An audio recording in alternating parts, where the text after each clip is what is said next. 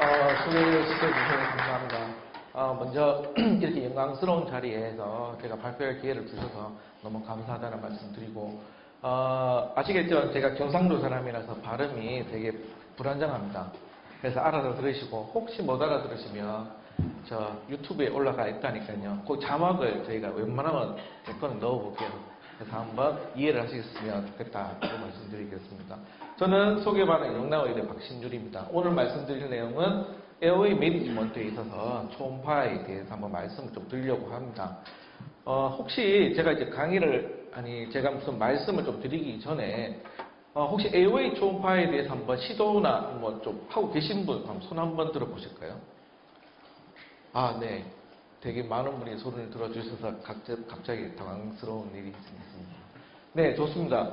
그 에어웨이에 대한 초음파에 대해서 오늘 말씀을 드릴 건데요. 생각외로 그렇게 많이 프리컨트리하게 좀 쓰고 있는 영역은 아닌 것 같아요. 그래서 제가 정리를 좀 해봤고, 그러면 우리 오늘 계신 선생님들, 응급의학과, 중환자의학과, 외상의학과 선생님들께서 어떻게 활용을 할까, 하면 좋을까를 한번 그런 방향으로 한번 정리를 좀 해봤습니다. 제일 먼저 어퍼 에어웨이의 소노 아나토미에 대해서 조금 말씀을 드릴 거고요. 두 번째로 에어웨이 어세스먼트에서 초음파의 역할에 대해서 말씀을 드리고자 합니다. 세 번째로 우리가 에어웨이 어세스먼트에서 티피컬 에어웨이까지 갔다면 캔트 인투베이션, 캔트 옥시제네이션 상황이 발생할 수도 있지 않겠습니까? 그럴 때 우리가 서지컬 에어웨이 매니지먼트에서 초음파가 어떤 역할을 할지 한번 또 보도록 할 거고요. 그리고 이제 ETT 사이즈를 결정하는 데 있어서 초음파가 역할을 한다는 내용이 있습니다. 그 내용을 정리를 해볼까 싶습니다. 그리고 우리가 인투베이션을 할 때 에어웨이 디바이스 어플레이스먼트를 컨펌하는 도구로서 초음파가 어떤 역할을 할지 한번 보려고 합니다. 마지막으로 포스트 인투베이션 스트라이드를 초음파가 예측을 할 수 있다는 내용이 있어요. 그 내용을 잠깐 정리해서 여러분한테 말씀드리고자 합니다. 먼저 이제 오늘의 가장 큰 난관인데요. 어퍼 에어웨이 소노 아나토미에 대해서 조금 말씀을 드리겠습니다. 선생님들께서 경험이 많으시니까 저랑 같이 호흡을 하시면 될 것 같습니다. 초음파는 아시다시피 세 가지 색깔로 있습니다. 하얀색, 회색, 까만색입니다. 제가 다른 데서 이제 말씀을 하면 하얀색은 돌이다, 에어다 이렇게 말씀을 드리고요. 까만색은 물이다, 플루이드다 이렇게 말씀을 드리는데 에어웨이 초음파에서는 조금 다릅니다. 에어웨이 초음파에서는 하얀 거는 에어라고 보시면 되고요. 그러면 에어인지를 어떻게 아나? 바로 리버버레이션 아티팩트를 동반됐을 때 이제 에어라고 우리가 일단은 믿으셔야 됩니다. 저기 있으면 에어다라고 생각을 하시면 되고요. 두 번째 말씀드릴 게 바로 이 까만 겁니다. 대부분 까만 거는 플루이드로 보셔야 되는데 에어웨이에서는 이거는 카트리지로 보셔야 됩니다. 그죠? 요 정도 이제 약속을 하고 이제 넘어가도록 하겠습니다. 자, 대부분 에어웨이 초음파에서 가장 잘 보이는 부위가 스터널 란지 에어리 쪽입니다. 그쪽에 딱 됐었을 때 보이는 영상이 이렇게 되는 거죠. 요 영상은 조금 눈에 익혀 두시면 좋을 것 같고요. 하나하나 설명을 좀 해보겠습니다. 여기서 하얀 띠가 있으면서 리버블레이션 아티팩트가 있는 요 노란 부위가 이제 트라키아가 될 거고요. 그 뒤쪽으로 해서 단신법으로 해서 자세히 보시면 믿으셔야 됩니다. 튜블러 스트럭처 하나씩 보입니다. 보일 겁니다. 아마 몇 번 하시다 보면 반드시 보일 건데 그게 이제 이스파고스입니다. 우리는 이 두 가지만 알고 일단은 시작을 할 겁니다. 오늘은. 그리고 나서 하나하나 제가 살을 한번 더 붙여보겠습니다. 이제 롱지튜디널하게 한번 잡았을 때는 어떤 영상이 나오나 조금 더 어렵지만 이렇게 영상이 나올 겁니다. 하얀 거는 제가 에어라고 말씀드렸습니다. 그래서 하얀 걸 찾아보면 이게 하얗죠. 그래서 그게 에어가 될 것입니다. 그리고 나서 이제 까만 걸 찾을 겁니다. 까만 게 진짜 까만 게 아니고 사실은 우리가 약간의 단신법을 갖고 보셔야지 까맣습니다. 어떤 게 까맣냐? 이런 게 까맣습니다. 그래서 이렇게 까만 것들은 일단은 요거를 카트리지라고 일단은 가정을 합니다. 가정을 하는 거죠. 그러면 이 카트리지 사이에 있는 회색은 뭘까요? 티슈입니다. 그러니까 이게 멤브레인이 되는 거죠. 제가 저렇게 아몰로치 관계에 스친한 부위가 우리가 이제 꼭 봐야 될 그리코사이로이드 멤브레인이 되는 겁니다. 일단 이 두 가지 영상에 대해서는 기본적으로 알고 계시면 선생님들께서는 도움이 되실 거라고 생각이 듭니다.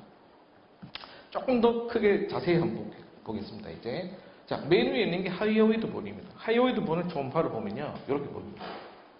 그냥 까맣게 그냥 이렇게 여기에 단 거죠.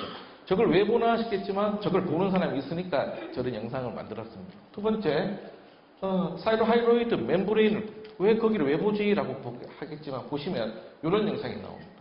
이런 영상은 제가 뒤에서도 한번 설명을 드릴 건데 이 영상에서 이 까만 거 부분이 있죠. 저게 바로 에피글로티스입니다. 아, 에피글로티스를 가지고 오늘 뭘 할 겁니다, 제가. 그래서 한번 눈에 익혀 주시고요. 조금 더 내려오시면 삼각형 모양의 사이로이드 카트리지가 보입니다. 생각외로 저 영상을 잡기가 어려운데요. 왜냐하면 고정이 잘 안 되고 빼줘가기 때문에 보기가 어렵습니다. 근데 굳이 이걸 왜 보여야 되냐? 요 아래쪽에 있는 중간에 회색으로 보이는 게 보컬 코드입니다. 아, 그러면 저 보컬 코드를 가지고 뭔가 연구를 하는구나 라고 이해를 하시면 될 것 같습니다. 그다음 조금 더 내려오면 그리고 사이로이드 멤브레인이 됩니다. 멤브레인, 에어가 있으니까 당연하게 리버버레이션 아트팩트가 동반되어서 나타나겠고요. 또 그 아래를 보면요. 그 아래를 보면 이제 카트리지가 있으면서 제가 그 글루코이드 카트리지가 이제 관찰이 됩니다. 그 아래쪽으로 보면 이제 사이로이드 카트리지가 보입니다.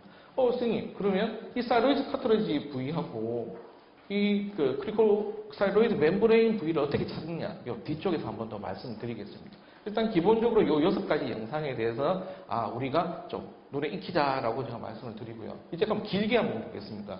길게도 좀 보셔야 됩니다. 길게 보시면 이런 영상이 나오는데 이게 되게 지저분한 영상이지만 알고 보면 쉽습니다. 이게 사이로이드고요. 사이로이드 카트리지고요. 그 까만 게 이제 크리코이드 카트리지입니다. 조금 더 내려오겠습니다. 좀 내려오면 다시 이렇게 사이로이드 카트리지, 크리코이드 카트리지. 조금 더 내려오면 이제 눈에 쉽게 나오죠. 사이로이드 카트리지가 전반적으로 밑에 보이면서 크리코이드 카트리지, 트라키아 카트리지까지 같이 보이는 이런 영상이 됩니다. 여기서 한 가지 저희가 더 봐야 되는데요. 뭐냐면 바로 옆으로 약간 오브릭하게 나오는 이 영상을 보셔야 됩니다. 이 영상이 뭐냐, 이게 사이로이드 카트리지고 바로 여기에 있는 이 부위가 중요합니다. 저게 바로 이스파구스입니다. 왜 이스파구스가 중요하면 오늘은 제가 말씀을 못 드리는데 저 이스파구스에 아이겔이라든지 LMA가 들어가게 됩니다. 그러면 이 이스파구스의 위치를 저거를 파악을 하면서 아이겔이라든지 LMA 위치를 파악하는데 사용을 할 수가 있습니다. 그래서 지금까지 간단하게 제가 어퍼 에어웨이의 그 손어 아나토미에 대해서 말씀을 드렸고요. 그러면 이 영상을 가지고 우리가 그럼 어떻게 에어웨이를 평가할 건지 한번 말씀을 드리고자 합니다. 네몬입니다. 네몬을 많이 쓰시죠, 선생님? 이 네몬이라는 평가법을 통해서 우리가 티피컬 때 에어웨이를 평가합니다. 저는 실제로 하지는 않습니다, 사실. 그냥 첫 보니까 어렵네 이 정도로 하지 굳이 이렇게 쓰지는 않는데 이 5가지 방법으로 해서 마취과 의사나 응급의학과 의사님께서는 이걸로 이제 티피컬 때 에어웨이를 평가를 하시는 거죠. 그런데 막상 해보니까 어떤 일이 생기냐? CR 그레이드 스코어하고 비교를 해보니까 3%에서 1.5에서 13% 정도는 괜찮다고 봤는데 디피컬트 에어웨이더라라고 해보니까 어렵더라라는 문제가 자꾸 생기는 겁니다. 그러면 이거 왜 이렇게 생겼을까라고 고민을 하면서 자, 2명의 여성이 있습니다. 사실은 한 분입니다. 이게 인터넷에서 갖고 온 건데요. 살 빼기 전, 살 빼기 후 영상인데요. 러닝 쪽이 더 디피컬트 있겠습니까? 당연히 이쪽이시죠. 왜 그럴까 보니까 엔테리어 소프트 넥 쪽에 스킨의 뎁스가 다르다, thickness가 다르다라는 걸 발견을 하신 거죠. 그래서 그러면 저 엔테리어 소프트 티슈 thickness를 재면 디피컬트 에어웨이를 좀 더 객관적으로 파악할 수 않을까라고 고민을 하게 된 겁니다. 그래서 이제 초음파가 여기서 사용이 되는 겁니다. 이즐이라는 분이 처음에 이 연구를 시작했고요. 3군데 포인트를 잡았습니다. 보컬 코드 부위하고, 그 다음에 사이로이드 이스무스 부위하고, 그리고 스터넘, 그 수프라 스터넘 나치 부위에서 3군데를 잡아서 영상을 했었고요. 그 결과 이 보컬 코드 에어리어에 있는 이 부위가 티피컬 에어웨이하고 그 티크니스에 따라서 티피컬 에어웨이를 프레딕션 하는데 굉장히 큰 유의성이 있다라고 발표를 하게 됐습니다. 이 연구 이후부터 해서 이렇게 다양하게 티크니스를 통해서 티피컬 에어웨이를 판별하는 연구들이 시행이 되고 있습니다. 자, 티피컬트라는 것 스코프과 ED라는 것 스코프 간의 숫자적인 차이를 보실 수 있을 겁니다. 그런데 잘 보시면 단지 쉽게 그러면 엔테리어 소프트 티수가 두꺼우면 디피컬트 에어웨이겠네 라고 말씀을 하실 수가 없는 게 이 파라미터가 조금씩 다 차이가 있습니다. 그리고 이라서 이분들이 주장하는 내용이 이렇습니다. 엔테리어 소프트 티수가 두꺼우면 왜 디피컬트 에어웨이일까? 라닝거스콥 조작이 어렵다는 겁니다. 공간이 없다는 겁니다. 텅이 움직일 공간이 없다는 겁니다. 그렇게 주장을 하고 계셨고, 이 숫자의 차이가 뭐냐면 여러분도 아시겠죠. 목은 되게 많은 부위가 있습니다. 그 부위를 어떻게 드리냐에 따라서 1cm, 2cm, 1mm, 2mm 차이는 되게 많이 나타난다는 거죠. 그래서 이 연구들의 한계가 뭐냐면 숫자에 대해서 너무 베리에이션이 심하다는 겁니다. 그 다음 나온 연구가 바로 이 연구입니다. 그러면 딴 거는 다 빼고 여기만 재자는 거죠. 즉 S입니다. S가 스킨이고 E가 에피글로티스입니다. 그러면 스킨과 에피글로티스까지만 거리만 재보자는 거죠. 어떤 논리로 이렇게 나오나 바로 이 에어웨이의 두 개의 커버에 대한 얘기입니다. 즉 프라이머리 커버하고 세컨더리 커버를 봤을 때 이 스킨과 에피글로티스까지 거리가 크면 클수록 우리 프라이머리 커브가 더 커진다는 거죠. 즉 라닝거스콥을 조작하기 더 어려워진다는 겁니다. 그러니까 이러한 논리로 해서 연구가 계속 진행이 되고 있고요. 그리고 나서 이제 최근이죠. 1918년에 연구가 발표되었는데 딴 것보다는 이 스킨과 에피글로티스 사이의 거리가 가장 유의성이 있다라고 연구가 결과가 됐고요. 이분이 주장하는 것은 17.7mm쯤 되면 이 사람은 디피컬트 에어웨이였다. 센시티비티와 스페시피시티가 한 80% 가까이 되는 걸로 발표를 했습니다. 요다음부터 나오는 연구들이 바로 이런 건데요. 최근에 EJ에 발표된 내용입니다. 2019년에 발표된 내용, 2018년에 발표된 내용인데요. 이 연구진에서도 스킨과 에피글로티스까지의 거리를 재는 거고 거기다가 이 에어리어까지 재보는 거죠. 그리고 나서 이제 ROC 커브를 그려봤으니까 이 스킨과 에피글로티스까지의 미디안 거리가 그 티피컬 에어웨이와 굉장히 많은 콜레이션을 보이더라고요. 거기다가 이런 에어리어까지 측정을 하니까 더 콜레이션이 좋아지더라라고 발표를 하게 됩니다. 그러면서 이제 이 연구에서 가장 이제 핵심적으로 제시하는 게 바로 2.54입니다. 2.54가 넘으면 이런 굉장히 90%에 육박하는 엄청난 정확도로 인해서 디피컬트 에어웨이를 예측할 수 있다라고 주장을 하는 거죠. 그런데 이런 유사한 연구가 꽤 많습니다. 그래서 제가 처음에 보여줬던 손 아나토미에서 사이로하이로이드 멤브레인 그쪽을 댔을 때 에피글로티스가 이렇게 보이고요. 그 에피글로티스와 스킨과의 거리를 재도록 하는 거죠. 이 거리가 연구진에 따라서 1.7에서 2.8까지 조금 아직은 좀 다양하기도 합니다. 여러분이 이제 개인적으로 판단하시면 될 것 같은데, 저 생각에는 2.3에서 2.5 그 정도 레벨이라면 디피컬트 에어웨이로 판별할 수 있지 않을까라고 지금 생각을 하고 있습니다. 처음에 발표된 게 1.7이었고 점점 2.5, 2.6, 2.8까지 점점 커지고 있는 트렌드이긴 합니다. 그래서 초음파가 디피컬트 에어웨이를 객관화하는데 도움이 된다라는 걸 오늘 말씀을 드리겠습니다. 좋습니다. 그러면 디피컬트 에어웨이를 우리가 판별을 하면 그 다음 매너지를 어떻게 할까요? 이게 디피컬트 에어웨이 소사이어티에서 2015년에 발표된 디피컬트 에어웨이 알고리즘입니다. 맨 아래쪽이 서지컬 에어웨이입니다. 안 되면 컨트 인투베이션, 컨트 옥시제네이션이라면 서지컬 에어웨이를 가감없이 하자라는 걸 주장하고 있고요.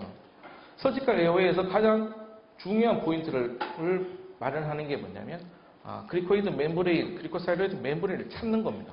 여기에 대한 연구가 꽤 많이 진행이 됐는데요. 그리코사이로이드 멤브레인을 어떻게 찾을까? 이렇게 쉽게 찾으면 얼마나 좋겠습니까? 근데 이렇게 아까 봤던 이런 분이 오시면 못 찾습니다. 안 보입니다. 이런 데는 연구가 꽤 많고요. 이 CM을 찾기 위한 가장 흔한 방법이 세 가지입니다. 만지거나, 그리고 포핑거 메서드를 쓰거나 안 그러면 스킨 그리스를 찾는 방법입니다. 즉 이렇게 환자를 하나하나 손으로 만져서 그리코사이로이드 멤브레인을 찾는 방법이 있고요. 그리고 수프라스터널 난치에서 손가락 4개를 댔을 때 그 끝에 만지는 그 대이는 부위가 그리코사이로이드 멤브레인이다라는 연구가 있습니다. 그렇게 찾거나 나머지 방법은 그냥 봤을 때 고개를 들시면 이 크리스 주름이 생깁니다. 그 부위가 그보다 이게 그리코사이로이드 멤브레인이다라고 이렇게 요 3가지 방법으로 보통은 아나토미 과학이 찾습니다. 요 방법으로 해서 우리가 CM을 찾아보려는 노력을 했으니까 결과가 이렇게 나옵니다. 즉 동전 던지기하고 똑같은 결과가 나옵니다. 굳이 이렇게 할 이유가 없다는 겁니다. 초음파를 해버리면 거의 90% 이상의 센시티비티를 보인다는 거고요. 마취과 의사들한테도 해보니까 그냥 눈으로, 손으로 만져보는 CM의 확률이 보통 24%에서 72%, 특히 여자와 오베스트가 있는 분한테는 저 정도 수준의 센시티비티가 나타나지 않는다는 겁니다. 그러면 최근에 이제 티피컬 에어웨이를 예상이 되는 카데바를 대상으로 초음파를 해보니까 시간은 조금 걸리긴 하지만 합병증이라든지 그다음에 정확도가 초음파를 쓰니까 굉장히 올라가더라 하는 연구가 당연하게 나오고 있고요. 역시 카데바를 한 그 모형으로 한 연구인데요. CM을 찾는데 3.6초면 찾을 수 있다라고 발표를 했고요. 그리고 그 다음에 서지컬 에어웨이 매니지를 완료할 때까지 26초면 끝날 수 있더라라고 연구가 발표가 됐습니다. 그래서 초음파를 쓰시면 우리가 생각 외로 서지컬 에어웨이를 좀 더 쉽고 빠르고 정확하게 합병증 없이 할 수 있다라는 연구가 계속 발표가 되고 있으니까 해봤으면 좋겠습니다. 자, 그러면 그냥 해보라 하면 어려우니까 제가 한번 파는 방법을 좋은 논문이 있어서 한번 소개를 해드리려고 합니다. 자, 첫 자를 따서 타카라는 메서드인데요. 처음에 사이로이드 카트리지를 확인을 합니다. 그리고 나서 한 칸 내려오시면 CTM, 그러니까 리버블레이션 아티팩트가 있는 요 A라인을 찾게 됩니다. 그 아래쪽으로 가면 크리코레이드 카트리지, 즉 까만 카트리지가 나타나죠. 그걸 찾고요. 다시 한번 위로 올라가서 CTM을 다시 확인하는 과정입니다. 그러니까 쭉 사이로이드 카트리지에서 아래쪽으로 내려갔다가 다시 올라가는 방법이죠. 이 방법을 취하면 센시티비티가 90% 이상으로 해서 CTM을 찾을 수 있다라고 이제 제시를 하는 겁니다. 혹시 우리가 조금 더 아래쪽을 접근하고 있지 않을까라고 걱정할 수 있는데요. 팁이 있습니다. 즉 A라인에서 리버브레이션 아티팩트를 보듯이 그리고 크리코이드 카트리지에서 블랙한 검은 라인을 찾듯이 그 아래쪽으로 내려가면 어떤 뷰가 생기냐면 사이로이드가 보이기 시작합니다. 갑상선 영상이 보이면 그쪽은 CTM이 될 수가 없습니다. 한 단계 더 아래쪽이기 때문에 한 단계 위로 올라가시면 되고요. 또한 이는 베슬이 보인다면 이쪽은 전혀 그리코사이로이드 카트 멤브레인하고는 거리가 먼 부위니까 한 단계 올라가시라고 이제 말씀을 하십니다. 좋습니다. 그럼 확인을 이렇게 하시는데 그러면 서지컬 매니지먼트를 어떻게 할까? 트랜스버스하게 하면 좋지만 그렇게 하면 너무 위험합니다. 따라갈 수가 없습니다. 그래서 롱지튜디널하게 스캔을 하셔야 되고요. 롱지튜디널 스캔을 하시면 이런 트라키아 링이 보이면서 갑상선과 사이로이드 카트리지와 크리코이드 카트리지를 보고 그 사이를 이렇게 확인할 수가 있습니다. 말로 이렇게 하면 좀 쉬울 것 같은데요. 직접 하는 걸 한번 보여드리겠습니다. 자, 보시면 제가 표시하고 있는 게 트라키아 링이고요. 이게 에어라인입니다. 이게 크리코이드 카트리지고요. 그 위쪽에 있는 게 빨간색으로 보이는 게 이제 멤브레인일 겁니다. 그쪽을 제가 시작을 하면요.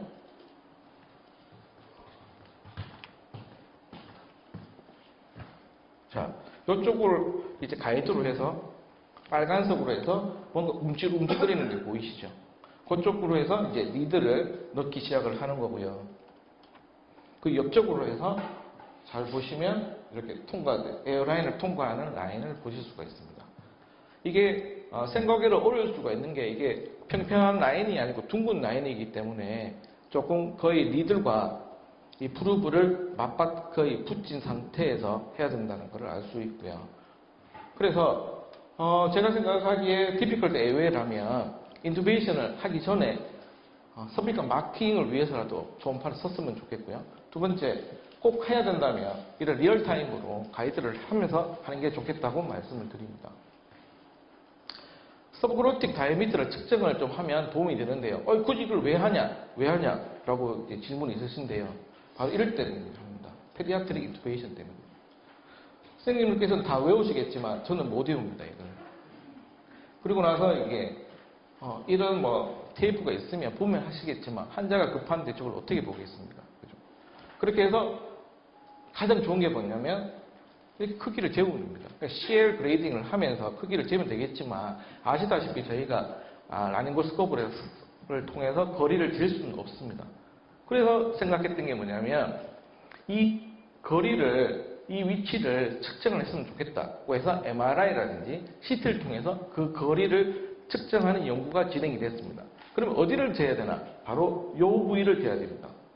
어린이나 아기나 크리코이드 카트리지 부위가 가장 에어웨이가 좁습니다. 그러면 그 부위의 크기를 재면 우리가 ETT 사이즈를 예측할 수 있지 않을까라고 생각해서 연구가 진행되는 거죠. 그러니까 실제로 크기를 재다면 CTM 레벨에서 조 부위가 될 거고요. 요 부위에서는 요 부위가 될 거거든요. 그러니까 조 크기를 재서 환자한테 적용을 합니다. 실제로 그 초음파와 MRI와 간의 그 거리를 비교를 해보니까 일치율이 상당히 높다는 연구가 나오기 시작했고요. 아기를 통해서 해보니까 우리가 체중이나 나이로 ETT 사이즈를 예측해서 넣는 것보다는 정확도가 거의 2배, 0.5배에서 2배 가까이 크게 나타난다는 연구 결과를 발표하게 되었습니다. 그래서 물론 이 연구는 응급의학 영역에서 된 건 아닙니다. 마취과 영역에서 됐고요. 마취과 영역에서 아기가 세대에서 된 상태에서 하는 거지만 이 연구가 이 상황이 응급의학과 영역에서 가능하다고 생각이 드는 게 저희가 RSI를 하지 않습니까? RSI를 할 동안 저희가 프리옥시지네이션을 한단 말입니다. 그때 이 초음파를 디피컬트 에어웨이를 예측하는과 동시에 이 거리를 재보면 어떨까라고 감히 한번 제안을 해보는 겁니다. 그러면 충분히 물론 아기한테 접근하는 게 어려울 수도 있지만 이 정도의 결과라면 저희가 그냥 보이는 대로 새끼손가락 크기만한 거를 주세요 이렇게 그냥 애매하게 얘기하기보다는 크기를 적정히 측정을 해서 하는 게 더 좋지 않을까라고 이제 제안을 드립니다. 이제 네 번째 주제인데요. 에어웨이 디바이스 플레이스먼트입니다. ETCO2 웨이브 폼이 거의 정석이 돼갑니다. 하지만 2015년 ACLS 가이드라인에도 나와 있는데요. ETCO2를 혼자로서 판단을 해서는 안 된다고 되어 있습니다. ETCO2뿐만 아니고 피지컬 이그잼이라든지 다양한 것과 같이 하라고 되어 있고요. 그리고 ETCO2의 가장 큰 문제가 뭐냐면 CPR일 때, 롱으로 서큘레이션이 안 될 때 그 정확도가 높다는 겁니다. 그 정확도가 많이 떨어진다는 겁니다. 하지만 초음파는 다르다는 겁니다. 이게 트루 스터디가 진행이 됐는데요. 여기서는 수프라스터널 낫지에 초음파를 대고 이 트라키어와 이소파구스를 본 상태에서 지나가는 아티팩트를 통해 가지고 이게 제대로 된 건지 안 된 건지 확인하는 겁니다. 되게 쉬운 연구고요. 되게 당연하다시피 결과는 되게 좋게 나오고 있습니다. 실제로 어떻게 진행되는지 한번 보면요. 수프라스터널 낫지에다가 프루브를 놓으면요. 이런 영상이 나옵니다. 처음에 보여드렸던 영상인데요. 트라키아가 보이고 그 아래 뒤쪽으로 해서 이소파구스가 이렇게 보입니다. 그러면 우리가 눈을 두 군데를 보는 거죠. 트라키아가 한쪽, 이소파구스의 한쪽. 그래서 이 두 군데에서 영상에 변화가 있으면 저희가 컨퍼메이션을 할 수가 있다는 겁니다. 한번 보시겠습니다. 어떠세요? 제가 이제 사실은 여러분 좀 보기 쉬우려고 왔다 갔다 하면서 보이기 때문에 이 영상이 이런 건데요. 정지된 화면에서는 사실 리버레이션 아티팩트와 구별하기 어렵습니다. 하지만 이게 다이나믹 이미지라면 이 영상을 놓치는 분은 없을 겁니다. 또한 이 스파구스 마찬가지입니다. 다이나믹 이미지라면 이 스파구스가 있어야 될 부위에 저렇게 움푹움푹 내가 ETT가 들어감과 동시에 저런 영상이 나타나는 거죠. 그러면 사실 인지하는데 0.1초, 아니 0.5초 이상의 개입이 생길 수가 없습니다. 그래서 이러한 연구 결과를 통해서 그러면 좋아. 인투베이션을 할 때 초음파로 실시간으로 확인하자라는 연구가 나오게 된 거고요. 당연히 시간도 여기는 8초까지 걸렸지만 되게 뭐 ET 시오트라든지 다른 피지컬 이그잼을 통한 것보다 훨씬 낮게 할 수가 있습니다. 우리가 최근에 아이겔 많이 쓰시죠? LMA 많이 쓰시죠? 좋습니다. 우리가 티피컬 때 AOA가 있을 때 아이겔을 통해 가지고 SAD, 그 LMA나 아이겔을 통해 인투베이션을 하라는 게 티피컬 때 AOA 소사이어티에서 공고하는 내용 중에 하나입니다. 좋아요. 그러면 여러분 이렇게 하시는 거 보셨을 거예요. 그죠? 그리고 아이겔을 그 LMA를 통해서 부지를 통해서 이런 인투베이션 하려는 노력들을 보셨을 겁니다. 그러면 얘네들도 초음파를 볼 수 있을까를 제가 고민을 한 거고요. 왜 그런 고민을 하냐? 원래 레코멘데이션은 파이브로스코프를 해서 모니터링을 하면서 하라고 되어 있습니다. 하지만 최근에 나온 연구들을 보면 저 파이브로스코프를 응급실에서 구하기도 어렵고 그리고 실제로 해보시면 시야가 굉장히 안 좋습니다.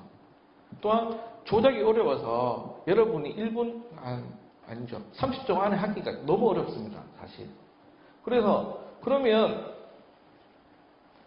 그럼에도 불구하고 이 파이브로스코프를 해야 되는 이유가 뭐냐면 아이겔이든 LMA이든 얘를 통해서 인투베이션을 한다면 이소파구스로 들어갈 확률이 거의 30%, 적게는 10%, 많게는 30%까지 생긴다는 겁니다. 그러면 딴 건 모르지만 unrecognized 이스파지아 인투베이션은 환자한테 되게 안 좋을 수가 있을 거예요.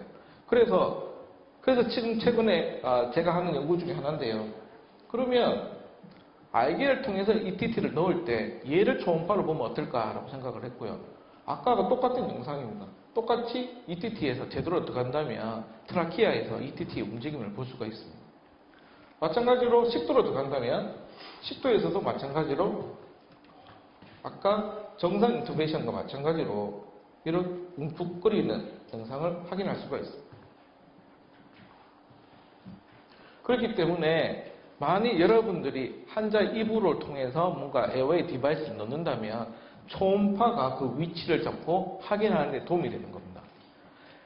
최근 나오는 연구들이 LMA를 그러면 정확한 위치를 잡는 데 초음파가 도움이 될까라고 그런 연구가 진행이 되고 있는데 제가 초반에 말씀드렸다시피 LMA 계열의 디바이스들은 식도로 들어가기 때문에 그 식도의 깊이를 조절해서 식도의 움직임과 그 크기의 벌징을 통해서 그 위치를 잡는 연구들이 있습니다. 아직 정확하게 나온 게 없어서 오늘은 제가 말씀을 못 드리고요. 다음 기회가 된다면 한 번 더 정리해서 보고를 드리겠습니다.